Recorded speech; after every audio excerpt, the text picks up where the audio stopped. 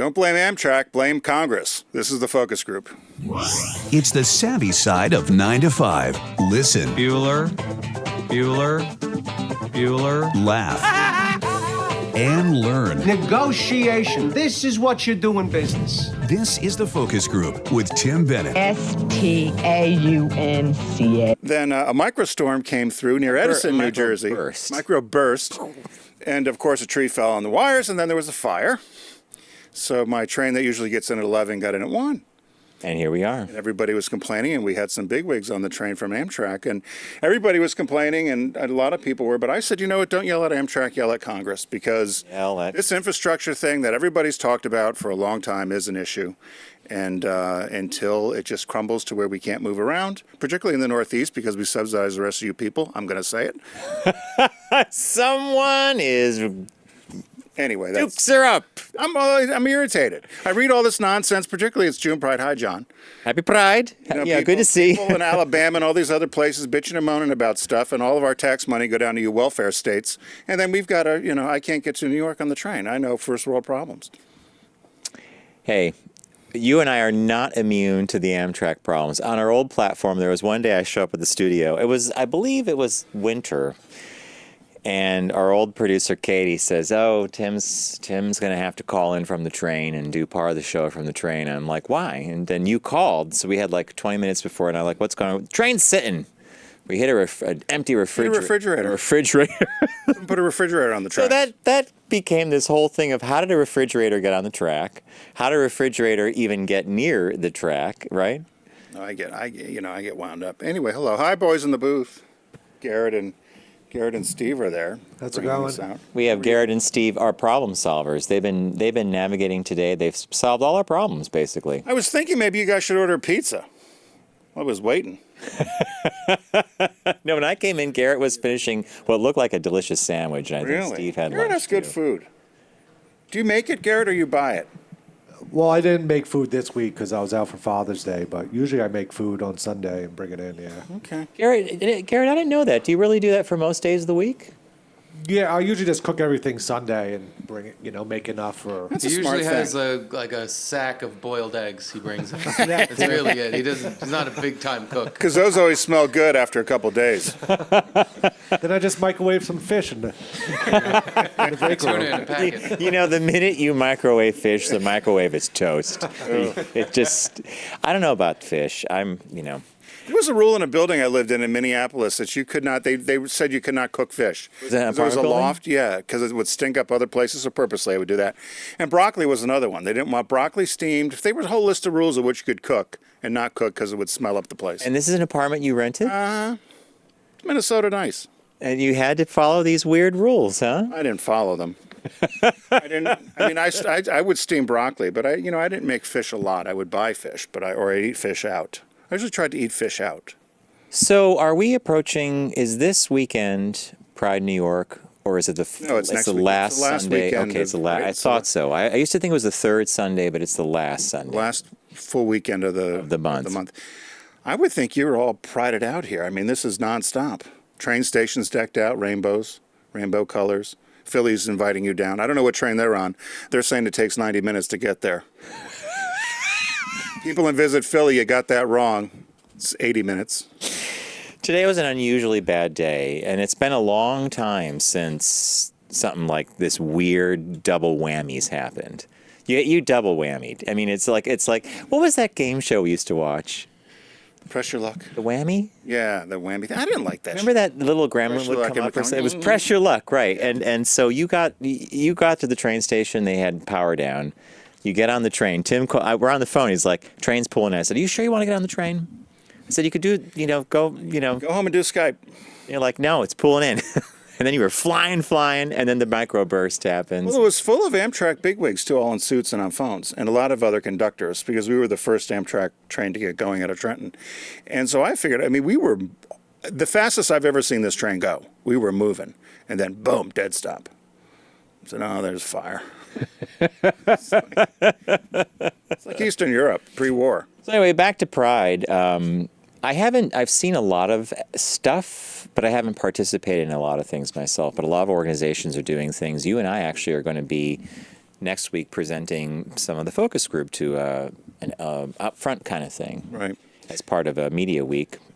I was wondering what I've seen a lot of posts on Facebook too about different events going on, but I don't know. I have a number of friends that went to Pride events in the last few years, and they're not going this year because they said in New York, they had said the last couple of years it was not as billed. In other words, they paid a lot of money for tickets to see concerts and see things, and they'd get there, and it didn't necessarily pan out the way they wanted. So I was surprised that they weren't going this year, because I thought if all years to go, the 50th anniversary of Stonewall probably would be the time Big one, right? to attend. And these are people from out of town, so it's expensive. If you come up here for a Friday, Saturday, Sunday, because a lot of events are Sunday afternoon, right? So I think it's 3 or 4 night hotel room. That alone could be what, $400 or $500 a night for a decent hotel room? Easy. I mean, you're not going to get away with spending less than $250 a night, I think, right? I don't know. If you can Especially find it, let us know. Summer rate. I mean, if you're competing with everybody that's coming over from doing all their vacationing and stuff, yeah. I was going to take, when we had Keith on a few weeks ago when you were doing your speech in Boston, I think I was going to take up Keith's recommendation of theater. This is a good month to do a lot of theater. And in fact, he sent me a note that there was a show he profiled when he was on called Camp Wood. Is that Camp? I saw that on Morningwood. Yeah. Camp Morningwood. So he went to see the show, and he said to me, he goes, entertaining, fun. It's off Broadway. Yeah, I guess that's a code word for it's off Broadway. Off Broadway. I don't know what that. I don't know what to take of that. But he said, if you want to get tickets, let me know, and I think I might want to take Bob to see that. Off Broadway theater in Manhattan is like superstar theater in any other town, though. Oh, yeah. I mean, Totally. And Off-Broadway it could be in New really York. fun shows. Keith, by the way, sent a note. And I saw it yesterday on Facebook. He was featured in a MasterCard ad. I saw it on Facebook, too. Yeah, and he's one of had 3 people they posted it, interview, right? Talking about acceptance, and it's a great spot. I'll post it to our Facebook site and at Focus Group Radio, so you can take a look at it. But he was delighted. He said it's the first time somebody's talked to him for who he was. That's what Other than us here in the Focus Group. I saw it in my feed. Now, Tim knows that I don't go to my Facebook feed too often. In fact, Because you didn't invent it. You only go places you found first, which I agree with. I'll take that, because I just, so I went to the feed, the feed, whatever this thing is, right? It's not me, but it's all Your little the notes. feed. And I see the post by Keith, and I didn't click to watch the video, but I did read the headline that it's finally someone is showing me for me. And then I started scrolling down, and there's so-and-so, I'll like that picture, I'll like this. 20 minutes go by. I've said this before. I look at my watch, and I'm like, whoa, what have I just done? I've clicked a bunch of thumbs up. I've seen a couple pictures. I don't know. I do know for me, I think it's a colossal waste Does of time. Bob go on? No, Bob. Actually, Bob is so rarely on Facebook that when he puts a post or an update, it gets all these likes, because he's like, it's like a little thing popping up, like, it pops away and goes. There's a friend of mine. There's a serial poster similar to what Ruben was like on Twitter, and he just disappeared. And some people actually were searching obits in his town because nobody had heard from him. They thought maybe he died. I laughed. Really? Yeah. There were a couple people that said, "Oh my God, I can stop looking at the obits. I figured you died." Because he would post probably 15, 20 things a day, and then it just stopped. He's like, "Nah, I took a break." Was I talking to you about this weird thing about obituaries the other day? The New York Times ran an obituary of someone who died a year or 2 ago, famous author who worked with Saul Bellow. And the only reason they did the obituary was because they keep a file of famous people, or I guess first, second, and third tier, really famous, kind of famous, somewhat, It's like Bob Barker's has been done for the last 20 years. all ready to go. Ready to go. Just got to put the date. So they were going through their files, and they called this guy's nephew or son. I think it was their nephew. And he said, "Oh, no, he passed away over a year and a half ago in London." And when they wrote the obituary, they simply said, depending on who you are, where you live, and how connected you are, you could still pass away and people might not even know it.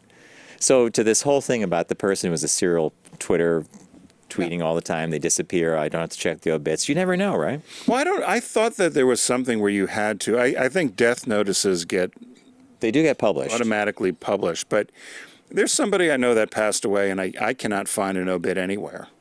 And I was wondering, do you have to do an obit? No. So a notice of death is a legal requirement for That's it. for closing the estate, I would imagine. But yeah, I You don't don't have to think publish an obit, huh? no. And in fact, a lot of funeral homes, if people have a wake or something like a traditional, Right. they'll put a memory page up that serves as the obituary. You and I have done this where we haven't heard from somebody, and you're like, I wonder who is doing what. Tap tap tap tap tap, and then like, oof. Like I did that 3 years ago. An old friend from many, many years ago. I thought, I wonder what he's up to. Obituary pops up, and had died a year earlier. But it was actually one of those ones that was done by the funeral home. It wasn't like. Oh, on that happy note, what caught your eye this week? What caught your eye? Here's what Tim and John found. I've got a fun one. We're gonna. The ship is righted. We're sailing ahead. This thing, there's an online ticket service that did a study, and basically it's this: how does the music you listen to affect your sexual preferences, attitudes, and fetishes? Oh. To find out, this organization surveyed 1,010 people, all who enjoy listening to music and are sexually active. I mean, those are the criteria, and apparently they had this thing where if you were taking the survey, they would throw in a question now and then. They call it a ringer. If you didn't answer it fast enough or you didn't answer it at all, you were rejected because that means you weren't paying attention to the survey. So for starters, How quick would you be kicked out of that survey? Well, First question. It's like when you took your online, was it your GMAT? You fell asleep at the keyboard because you just got back from Tokyo. Why? Time out. Read a story on dinosaurs and got a 0. Top of the charts, music fans satisfied with sex life. So one of the graphics shows this chart, and Steve, you could blow it up or it's hard to read.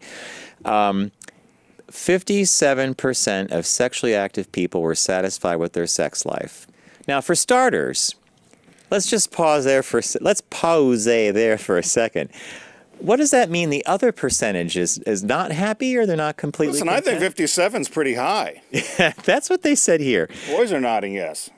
Okay, so in terms of sexual satisfaction coupled to music, country music fans are the most likely to say they're satisfied with their sex life. Pop music fans, on the other hand, were least likely to be satisfied in the bedroom. One hypothesis is that pop music skews toward a younger demographic who may have yet to develop a clear understanding of sexual satisfaction, but they had heavy metal in there, alternative rock, classical music. Yeah, so What did that one say about hip-hop, John? Hip-hop and rap fans hip-hop are least and rap. likely to give oral sex. Is that what that says? That says.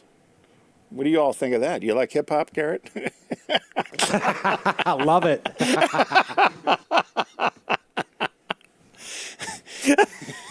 Yeah, you know me. Oh my God. Yeah, the great thing about Garrett and Steve is they listen, and then when they chime in, it's really right on target. That was good. Okay. Moving along, there is genres of sex, and this is favorite sexual positions. I'm not sure if I put this graphic in or not. By far, respondents' favorite sexual position was doggy style. No, I didn't put that graphic in. It was doggy style, which was favored 36% of the time. Most fans of doggy style, however, were also fans of hip-hop and rap. In fact, over 40% of hip-hop rap fans said their favorite position was doggy style, a higher percentage than any other genre studied. Pop fans particularly took to the missionary style. And last but not least, on mutual music, and that was the graphic that Steve had up a second ago, sex life by similarity to partners' music tastes. So this is where they look at your compatibility. Sharing musical tastes, as it turns out, may lead to mutual sexual attraction and enjoyment. Nearly 80% of people with similar musical tastes to their partner were satisfied with their sex life, compared to just 43.6% of those with different music tastes. Frequency of sex was also impacted when partners enjoyed similar music. So if you liked the same kind of music, you probably enjoyed having sex more and you had more sex. Where did you find this? Well, it was the... Reader's Digest? No, it's real. And then last but not least, I thought this was fascinating, but they had this thing about AirPods. Oof. 17% of Apple AirPod owners had sex while wearing them. So you got to think about that for a second, right? Like, They fall out of my ears when I'm just talking. How could you have sex with them on? well, honey, I'm gonna tune you out. You'd put on your music, and see that was the disc. They actually said in the research that the couples that wore headphones, specifically AirPods during sex, they were listening to different music. I thought the whole thing was about being in the moment. You're playing your song, whatever. But that caught my eye. Little stats on People music. have sex during music? Is that a thing? What? Listening to music? Yeah, do you have sex when you're listening to music? More like Heard when of I'm, Luther Vandross? There we go, Luther Vandross. I guess my mom would be Lou Rawls. You'll never find ding ding ding ding a love as strong as Baccarat. mine, or Burt Baccarat. Yeah. I think when I was younger, it was more of a thing. Yes. Yeah. Yes. Now it's like, who cares? Yeah. What are we Also, gonna- I've never heard of people putting in AirPods and having sex. No, that's crazy. That's batshit. Yeah, I don't know. Well, it was only, Steve, to your point, it was only 17%. So It's still a lot. Fuck them. 17 out of 100. it was a small amount. So that was an amusing little. I just thought that whoever constructed the research, how you came up with the question, let's find out what people, you know what I mean? Let's find out how sex and music are intertwined. I mean, that's how they did that. All right, what'd you find? Well, I couldn't believe it initially, but then I did see it fall into a number of feeds. So the headline is Pennsylvania man. Traffic circles are causing all of these tornadoes. He said tornadoes. This was just last week. So he's from Whitehaven, which is up near Scranton. So there was a discussion about climate change and what's going on. Apparently there have been an awful lot of tornadoes happening in the northeastern corridor of Pennsylvania. So they said scientists aren't exactly sure what's causing all this uptick. So they invited people to call into this TV station. And it's called, it's WNEP's video segment. It's called Talkback 16 on WNEP. And so they invite people to call in and give explanations as to why different phenomena are happening or what they feel about a certain or specific issue. So in reference to this climate change, this one caller, his call has gone viral. And I'll read exactly what he said. It's better be good. Well, I couldn't get the audio because there was too much click through, so I'll just read it. But this is a transcript of what he said. We didn't have tornadoes here until we started putting in traffic circles. Because on account of you want to know why? When people go round and round in circles, it causes disturbance in the atmosphere, and that causes tornadoes. So he said that That was his direct. Yeah, on the station, and you're watching the newscasters sitting there, like looking at this, Because the cars are going around. causing a circle- disturbance. A vortex. Got it. Okay. So obviously, then this went viral, and it picked up steam. This was over the end of May, and it picked up steam to the point where there was a radio station in Nashville that caught wind of this, and they invited people to call in a segment they have called 10-Minute Tune. 10 minutes. Okay. There was a band. There's a musical group called the Band Steel, and they performed a country version of his phenomenon about the tornadoes. And one of the lines was, "I told you, haters, roundabouts make tornadoes. And my F-150 I told you, haters. roundabouts make tornadoes." And then they said, "My F-150 just made an F5. You think I'm crazy, but the cows are flying." And so there was a 4-minute song they did. So this guy has really become quite the star around the world. I like that one. I like Scranton that area. one. Scranton area. What? Tornadoes. Tornadoes. I'll go out on a limb. If he did vote, Yeah, I don't know. I don't think he was a Hillary voter. Could have voted for Johnson, Gary Johnson. Hey, speaking of which, I was asking the guys in the booth if anybody watched Trump's. I watched the whole thing. I watched most of it, and here's the thing: you didn't have to watch it. You know why? It was the best of. It's a repeat of everything that was said 2 years ago, even down to when they got to lock her up. I'm like, The airing of grievances. yeah, the airing of grief. The only thing we didn't hear, which I was upset. Festivus, Yeah, right? the only thing I was upset about, we didn't hear anything about Pocahontas. We didn't heard hear about that? Sleepy Joe. We heard about Crazy Bernie. We didn't hear Build the Crooked Wall. Hillary. Well, they did. Well, they were chanting "Build the Wall" before with Mike Pence. I don't know if you heard it with Mike Pence. I didn't hear it with Pence. No. Yeah, there was "Build the Wall, Build the Wall." And by the way, Mike Pence, didn't Trump put a shiv in the side, like a knife in his side, when someone said if he runs in whatever year it was, would you support him? He's like, I gotta see. What do you mean you got to see? He's your vice president. I got to see what the field looks like. They had Huckabee up there. Just seemed to drag her up. Yep. Yep. It is so. But there was a reporter who went down and waited with the masses to get it in. It was a hot, humid day. Rain was threatened. And he said, you know what? To these people, he's an abstraction on some level. It's entertainment. It's all these things, but it's not what we think it is. It's like they're getting something out of it. Well, it's the new slogan. Did you like the new slogan? Keep America great. Oh, keep America, yeah, because You got to get a hat. You got to get a new hat. I forgot about that. There's a Trump store, by the way. I don't know if you know that. Oh my God, that means every mug, every hat. Replace them all. Now you got to get a new thing. Get a new one. Now it's make it. Now we got to keep it. Okay. Right, Ivanka's got a barge coming from China as we speak, I'm sure, with new Keep America Great hats and mugs, so forth and so on. But here's the thing. What can counteract that kind of? I mean, to the people who love him, and there are a lot of people who love the president and follow what he does and the Twitter thing and everything. I don't think they're going to think differently. No. And the Democratic field is the field. And you and I were actually we were talking about Mayor Pete recently, who had an amazing fundraising haul last month. I mean, it's $7 million. And Elizabeth Warren climbing and if apparently the GOP is a little bit worried about her. Well, I don't know why. I don't see her being presidential.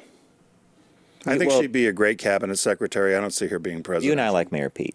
I like Mayor Pete. I like Biden. Biden can be perceived as being old. I think crazy Bernie and because I do think Bernie Sanders should run as an independent. He's an independent. He's not a Democrat. Stop screwing up the Democratic well, that's a whole election. Yeah. But I don't believe in free school and all the other nonsense and all it's doing is helping Trump label them socialists. Oh, it plays right into that narrative. Yeah. That's the way I wanted to say it. Yeah. Yeah. Business birthday. Everyone does celebrity birthday greetings, but the Focus Group is the only show in the universe that celebrates business birthdays. So this one, speaking of obituaries, so the business birthday today, born today, June 19th in 1954, was Lou Pearlman. Louis J. Pearlman, who's an American record producer boy band. And fraudster. He was manager of successful 90s boy bands such as the Backstreet Boys and NSYNC. And so his obituary was quite amazing, and it went on forever for all the fraud and everything he did. But just simply, I have to read the one sentence. It says, flamboyant con man Lou Pearlman first operated a small travel agency, then a helicopter taxi shuttle service in New York City, a blimp advertising company which lost its blimps one by one in well-insured accidents. Wait. In a well-insured accident? Okay. He had all these blimps and they would crash. Got to collect the insurance on that one. Right. Then he moved into the music business. His first cousin was Art Garfunkel. Wow, that's not a bad He saw that first you can cousin. make money in the music business. And he liked the new kids on the block and thought there was a way if he could take 5 talented guys, young kids, and he'd be able to make some money. So he, smartly assembled the first pop group, the Backstreet Boys, in '92, followed by NSYNC, Aaron Carter, O-Town, and the German boy band US5. Is that how you say it? Yep. He operated dozens of sideline businesses, including a talent agency, recording studios. Also had travel agencies and an airline, just on paper, though. He collected money for those, but they never existed. He sold stock. Big Ponzi schemes. And then he wrote a book about how to be successful. And he ended up being sued by every one of the boy bands because at the end of the day, some of these boy bands were each person was making about $300,000 a year, yet their sales were in the hundreds of millions. So when you just said, at first you say to yourself, let's say a 6-member band, right? They're each making $300,000. That's not a bad amount of money. For a young kid. But they had, songs that were top of the charts, right? Yeah. The Backstreet Boys was the most successful boy band, and they said what he did is he would write these contracts where he was producer, talent, scout, booker, and then he would act as if the 6th manager or 6th member of the group. So he was also getting fees for what they were doing. So it started with he got sued by the first boy band, and every single one of them won. It was from a guy from the Backstreet Boys sued him first. And so he ended up losing, and he also had done some investments for them, which were 300 million. Air quotes. 300 million Ponzi scheme. He was putting money in as investments. And so the judge said he was sentenced to 25 years, but the judge said to him, for every million you give back, I'll take a year off your sentence. So then he asked the judge if he could have two phones and an internet connection 2 days a week in his cell, so that he could still manage the bands and manage his business. You can't make it up. So No, Tim, and that was so perfectly said. You can't make that up. Could you imagine the gall of asking the judge for cell phones and internet access in prison? Yeah. They said He's lucky if he's getting a roll of toilet paper. Yeah, they said that when they finally caught him, so before he was sentenced to jail in 2007, he was high-talented all around Asia. And they caught up with him at a 4-star hotel in Indonesia. He signed in as the name A. Incognito Johnson. And they said some German tourist recognized him. He got arrested, brought back to the States. He ended up dying. He had a heart attack in jail, so he never served out his term. He died after about 9 years in prison, August 19th, 2016, at 62. When you said he was born in 54, it struck me that he had, and he passed away a couple of years ago, right? August 2016, August 19th. Yeah, so at 62 is pretty young, in my opinion, and what a hurt! Like 9 years in jail. 9 years, but he didn't get any reduced sentence. He didn't claim any of the money. But the obit goes on and on and on. I mean, it's just it's hilarious almost, if it wasn't so real. But when you see some of the things that he did and got away with, so. Hey, friends of you. If you're friends of the show. If you're friends of the show, you know that one of our supporters here is Deep Discount.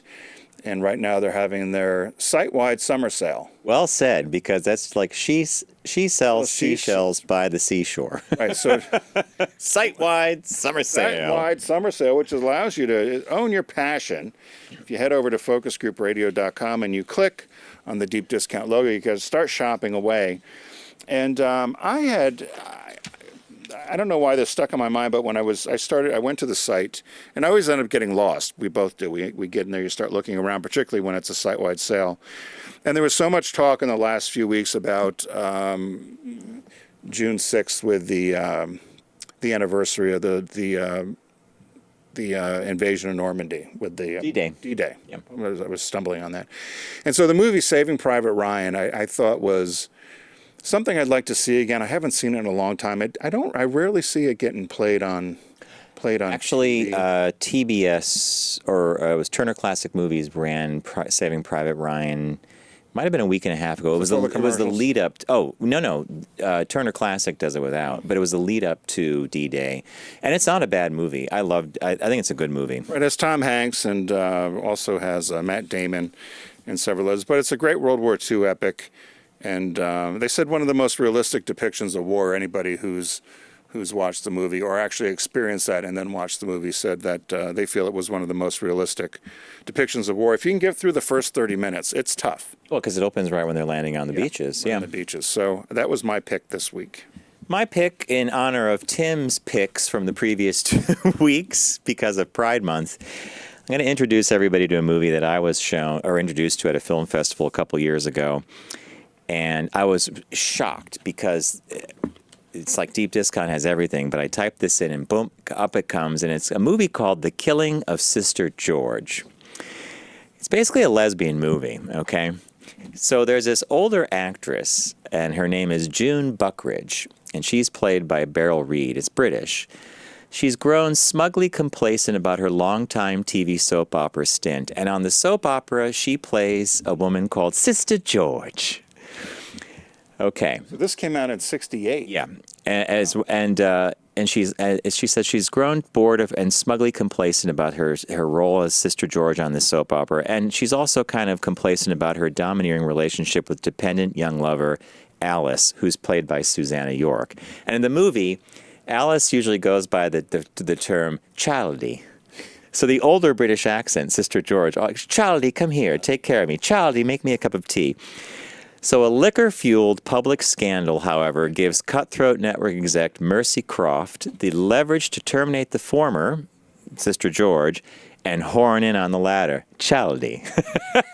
I'm going to leave it at that and just say You watched it? Yes. There are scenes where they're showing her filming her role, her Sister George thing, and she's on a scooter, and it looks like she's driving through little British towns, but it's a screen behind her, and then they'll go cut, and then then she'll get off, she'll take a swig of the bottle, she goes, kick the scooter. Our kind of movie. Yes.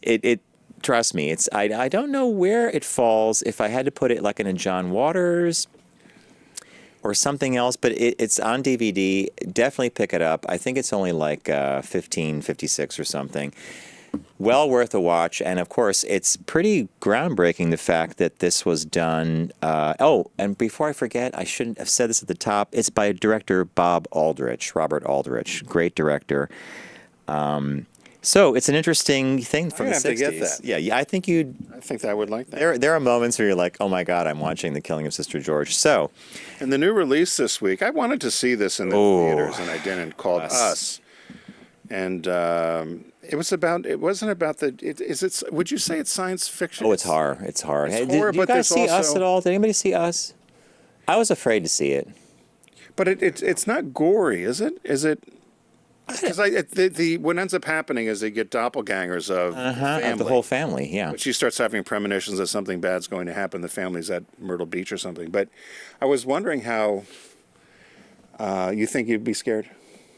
Bob is dying to see it. So Really? when he knew that we We were, should watch that with Richard. Richard loves that kind of movie. Really? Yeah. You and I will go have a cocktail. well, you know what? We're gonna buy this, and that's what they're gonna do, because Bob's like, you gotta get Us on Blu-ray. Richard loves a horror movie. I'm like, no, there's gonna be blood. There's gonna be that. I like the kind that Shamalama Ding Dong, Shining. like the Visit. Or The Visit. Which, by the way, I just got on DVD. I'm finally going to watch it. That's psychological, though. Yeah. That's not like Oh, yeah. crazy stuff. All right. Own your passion. Visit Deep Discount by going to our site, focusgroupradio.com. Click on the shark logo. Arr, Sharky the Shark. I always do a pirate for the shark. I have no idea why. It's hardwired at this point. Yep. And it's a site-wide summer sale. Tim picked the movie Saving Private Ryan, a really, really great depiction of the horrors, actually, of war, right? World War II and the storming of Normandy. I picked a lesbian film from 1968. I take that back. It has a lesbian theme to it. There's the couple's lesbian, but it's definitely more than that. It's called The Killing of Sister George. Get it on DVD. And the release this week is Us by Jordan Peele. I'm scared of it, but we'll get it for Richard and Bob. All right, we're going to take a really quick break, and when we come back, but first, before we go on break, Garrett. Thanks, Deep Discount. Oh, that Amtrak took everything off the rails Well, listen. today, I tell you. All right, we're going to take a quick break. When we come back, we have a very quick shop talk for you. Or two of them, actually, but... You're listening to The Focus Group with Tim and John. Learn more at focusgroupradio.com.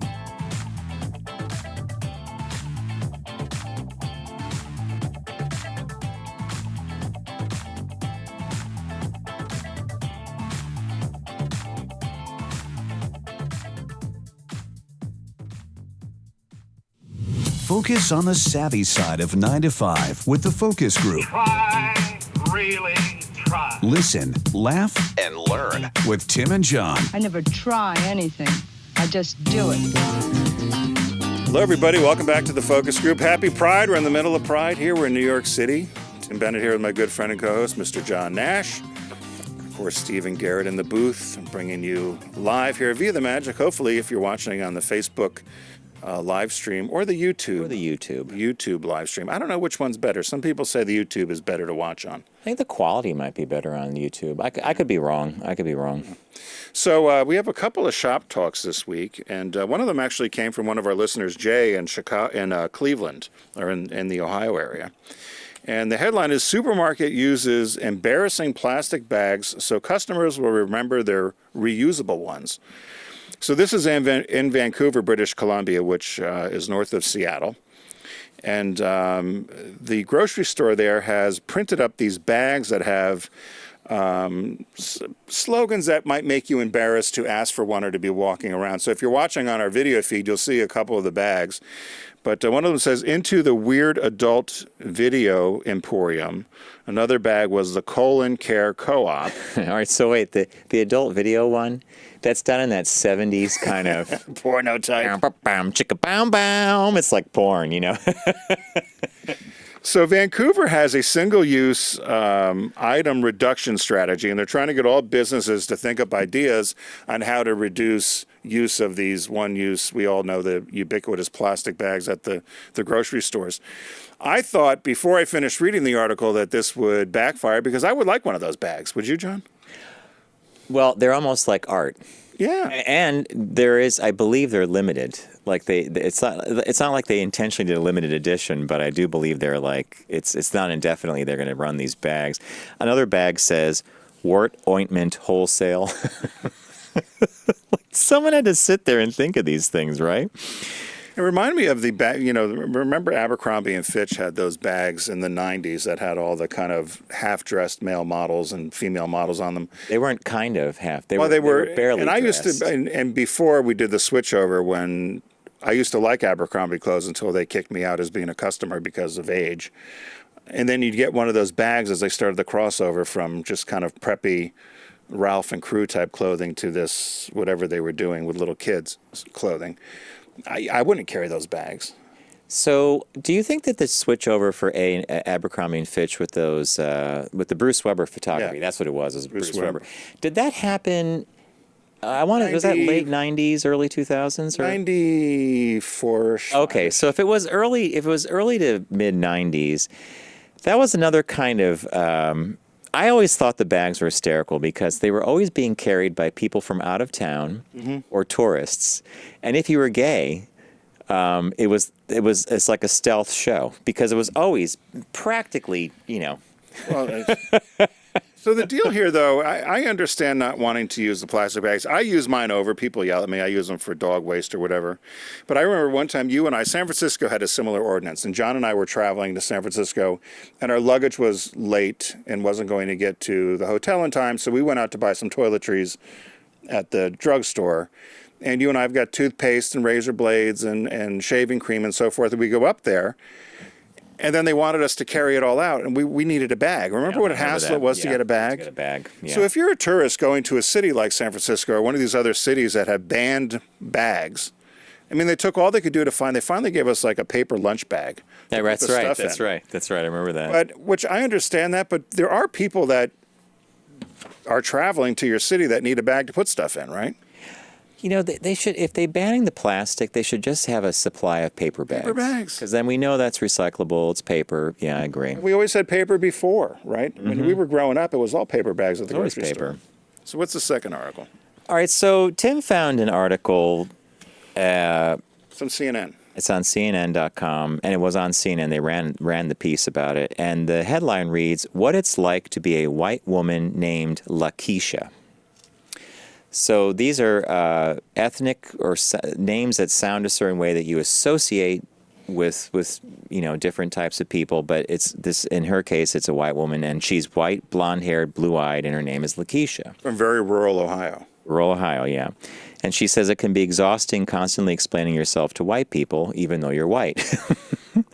At least 1 to 3 times a week, someone is saying something about my name. Lakeisha Francis, 28, bartender, and it's Western Ohio. Her parents named her Lakeisha because they were having a fight they couldn't decide what to name her. And they found this name, and the mother just thought that she liked the name Lakeisha. She never associated the name with anything ethnic or gender. Like, she was just a normal name to her. It's like, oh, I like this name. I typed in the column there, stupid. Really? For the mother. Yeah. They couldn't come up with a name, so they just random picked a name. True. I thought that was stupid. So Tim and I have talked about this on a number of other shows that we've done, and there's a line in here that says, professors conduct studies on the success rate for job applicants with the names like Jamal. So they've actually done studies that show that certain names bump you up and it's here as a quote. It's a famous experiment in which researchers sent out fictitious resumes in response to actual help wanted ads. Each resume had identical qualifications, save for one variable. Some applicants had white-sounding names such as Brendan, while others had black-sounding names such as Lakeisha, spelled a little differently. The white-sounding applicants were 50% more likely to get calls for interviews than their black-sounding counterparts, researchers found. And then this woman, who's actually named Lakeisha, the one from Western Ohio, she says she's experienced this kind of bias firsthand. So what else did you take away from the piece? Well, the thing that bothered her most was, and she was getting it from both sides. She said whether it was African Americans that thought she was making fun, Yeah. or it was white people who are like, "You've got to be kidding me." And my only thought about this, and I think this is where parents, and there's been lots of comics, particularly shows like In Living Color or Mad TV that have made fun of some of the names that people use to call their kids, particularly in the African American community. But the one thing that I had experienced was there was a gentleman that I worked with, and he had an unusual name I never heard before. He's African American, and every single time we'd go somewhere or meet somebody new or a vendor was there, and I could sense him getting aggravated because it was like, "What's your name again? Can you spell it? How do you spell it?" And it was spelled not like it sounded. Yeah, that's right. And I thought his whole life, whole time. he's got to go through this. And this is what Lakeisha had said: is she was waiting tables and she was so tired of explaining her name that she wanted to call herself Emily, just to go by it. But she said, "That's my name. My parents gave me the name. And she that's should be what it proud is." of it, But I used to feel for the guy I worked with because without fail, the first thing we had to do before we talked any business and anything is, what's your name again? Hey, How look, do you say it? we worked with him, and I fell prey to the same thing. How do you spell it? Even What just is it? how do you spell it? Where's it come from? What? Okay. I think we have Don from Alabama on the line with a name story. Oh, hi, Don. Hi, guys. Yeah, I have a boyfriend who was an elementary school teacher in Atlanta, or just outside of Atlanta. And it was first day of class. He's an art teacher, so he's doing roll. And he looks down at the name, and he looks up, and there's this adorable little African-American girl sitting in the third chair. He looks back down at the name. He looks back up. Now, if you have a pen and a piece of paper, write this down. Her name was spelled Shithead.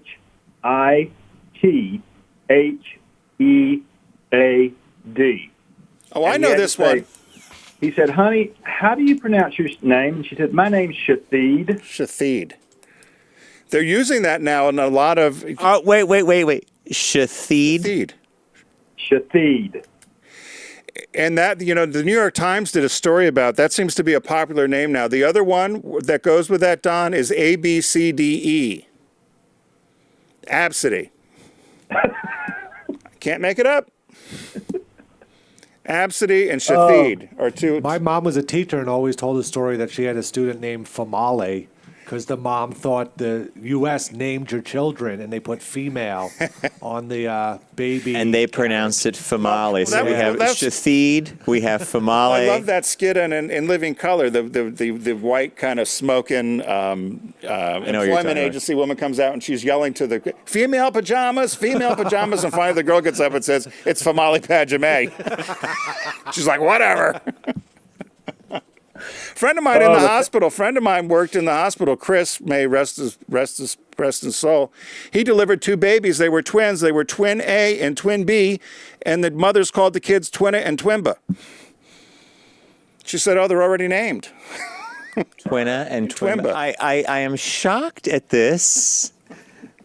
I've never heard the Shithade. Oh, you haven't? No. There was New York Times did a whole thing Shithede. on it. Shithede, yeah. Shithede. Shitheed. And that's just like, you just think every so often he mentions, he says, "I wonder where that little girl is now and how many people she's had to axe murder." Yeah. Well, see, but don't you think, I feel sorry for her because why do the parents saddle the kids with that, right? It's just, I don't know. I don't think it's, I know we're laughing at it because it's crazy, but I can't imagine and even these parents that give their kids these other crazy names, that don't Well, make there's, sense. you know the comedians Key and Peele. There's this whole shtick they do when they play like NBA players or something, and they make up these more and more outrageous, names. crazy names you could barely pronounce. Wow, Don, that old boyfriend that was the school teacher, I bet after that day he had to head over to Swingin' Richards for a nightcap or something.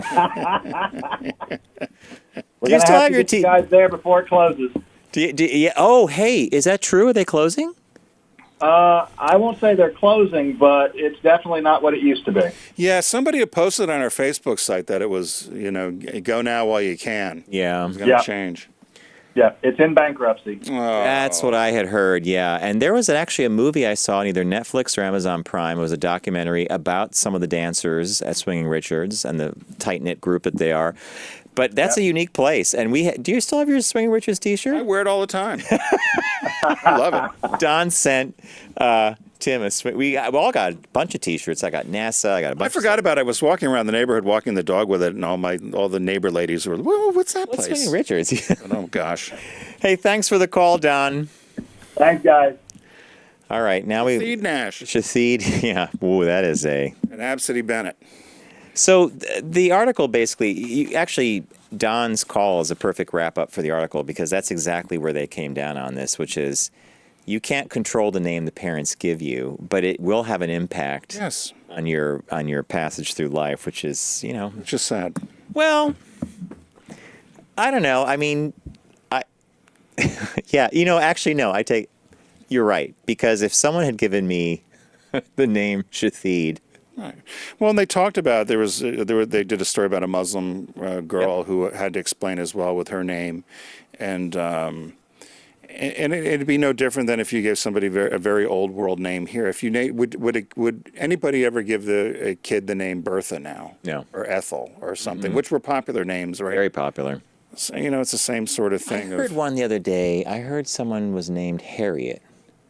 Like, Harriet is one of those names that's just, it feels like it's past, I have friends that just named their daughter Hazel. I like Hazel. Although, when I think of Hazel, I think of Hazel Burke. Yeah. What's that TV show? Yeah, She was Hazel. in Hazel, yeah. Shirley Booth. That's the one. All right, we're going to wrap it up here, folks. Thanks for joining us today. Glad that Tim was able to survive the travails of Amtrak. Down power lines, a microburst brought a tree down. You still pulled into Penn Station. You showed up, you put on your game face, and you gave us the Tim Bennett that we all know and love. I need to change, though. Later, we could change later. Thank you to Deep Discount. Site-wide summer sales going on at the deepdiscount.com. Go to focusgroupradio.com, click on their logo, which is the Shark R, and start your shopping. Tim recommended Saving Private Ryan. I highly recommend a movie that you should pick up on DVD called The Killing of Sister George. It's in honor of Pride Month. And the new release this week is Us, which Tim and I may not watch, but our other halves will because they like horror films. So we're going to pick that up for them. Remember, everybody, to don't text and drive, always arrive alive, and we are going to see you in the new week. So thanks again for joining us.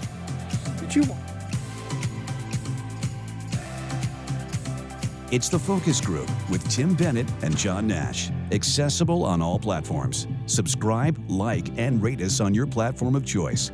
Learn more at focusgroupradio.com. That was a stunning focus group.